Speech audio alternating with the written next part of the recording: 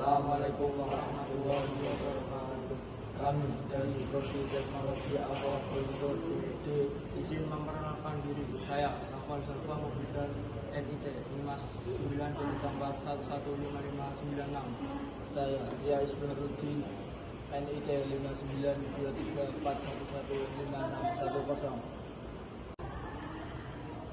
5923411510. Yang pertama yaitu definisi mikroba. Mikroba adalah organisme hidup yang berukuran sangat kecil dan hanya bisa diamati dengan bantuan mikroskop. Juga dikenal sebagai mikroorganisme. Mereka terlalu kecil untuk dilihat dengan mata telanjang. Mereka hidup di air, udara, dan tanah. Tubuh manusia juga merupakan rumah bagi mikroba ini. Dan yang kedua yaitu peran mikroba dalam budidaya perikanan. Yang pertama, pendegradasi limbah organik. Yang kedua, sumber nutrisi bagi organisme di perairan. Yang ketiga, membantu dalam sistem pencernaan ikan. Dan yang keempat, perlindungan dari patogen. Yang ketiga, jenis-jenis mikroba. Yang pertama A. Bakteri. Bakteri nama ilmiahnya yaitu Bacteria. Adalah kelompok mikroorganisme bersel satu yang diklasifikasikan pada tingkat domain bersama dengan domain Archaea. Bakteri digolongkan sebagai Prokaryoota 4. Sel bakteri memiliki bentuk tertentu, misalnya menyerupai bola, batang atau spiral yang biasanya berukuran beberapa mikrometer. Ada bermacam-macam ciri bakteri, diantaranya yang pertama, 1. Termasuk organisme berdiameter 0,5 sampai 1 mikron dengan panjang 1 sampai 20 mikron. Dan yang kedua, ukuran yang sangat kecil itu membuat bakteri hanya bisa dilihat lewat mikroskop. Dan yang ketiga, umumnya bakteri hidup berkoloni dan merupakan uniseluler. Yang keempat, dinding sel tersusun dari mukopolisakarida dan peptidoglikan. Yang kelima, beberapa bakteri khususnya yang bersifat patogen tumbuh bagian luar dinding kapsul yang terbentuk dari lendir disekresikan sendiri oleh bakteri. Dan yang keenam, memiliki plasmid yaitu DNA berbentuk silinder. Yang ketujuh, berkembang biak secara vegetatif. Yang kedelapan, bentuk tubuh beraneka ragam. Dan yang kesembilan, tidak berklorofil. Fungi adalah sekelompok besar makhluk hidup eukariotik yang heterotrof. Fungi termasuk ke dalam organisme heterotrof adsorptif, di mana fungi mendapat makanannya dari luar tubuh atau lingkungan, lalu menyerap molekul nutrisi ke dalam sel-selnya dahulu. Fungi diklasifikasikan sebagai tanaman plantae. Ciri-ciri fungi diantaranya yaitu 1. Tubuh fungi belum dapat dibedakan antara akar, batang, dan daun.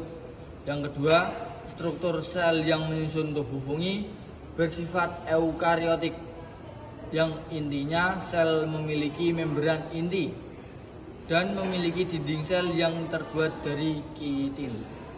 Dan yang ketiga, fungi tidak memiliki klorofil sehingga tidak dapat membuat makanan sendiri dan digolongkan sebagai organisme heterotrof. Dan ciri fungi yang keempat yaitu bentuk fungi adalah yang bersel satu atau uniseluler, dan ada yang bersel banyak atau multiseluler.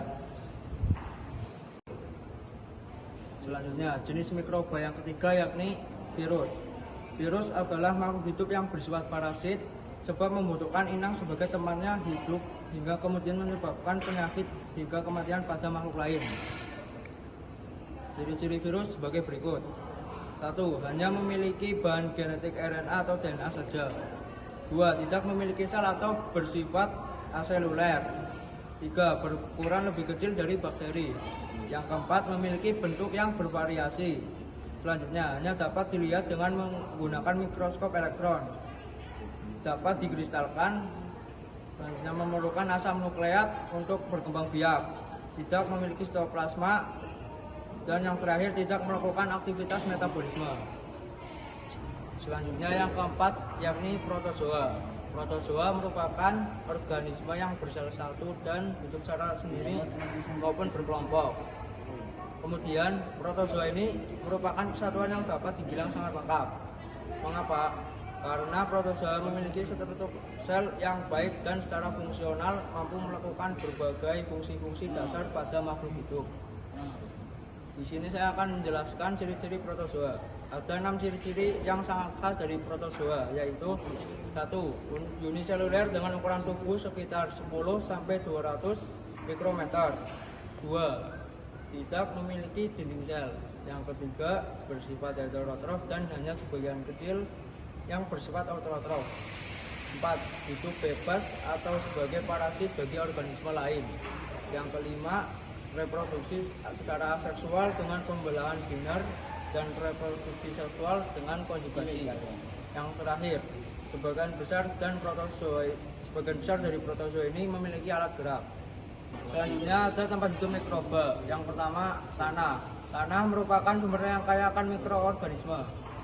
Kebanyakan mikroorganisme di sini bersifat apatogen bagi manusia. Bakteri patogen yang terdapat di tanah adalah Clostridium tetani, Clostridium brevigens, Clostridium botulinum. Yang kedua, air. Air kebanyakan air tawar dan laut mengandung mikroorganisme. Mikroorganisme patogen di air adalah Salmonella dan Shigella sp, Vibrio fulcrae, Legionella, Entamoeba histolytica, dan Escherichia coli. Yang ketiga, udara. Udara walaupun mikroorganisme sering ditemukan di udara, namun tidak berkembang baik di udara. Udara dalam ruangan mungkin mengandung bakteri dan virus patogen yang berasal dari kulit, tangan, pakaian, dan terutama dari saluran napas atas manusia. Sekian presentasi dari kelompok kami. Kurang lebihnya mohon maaf. Wassalamualaikum warahmatullahi wabarakatuh.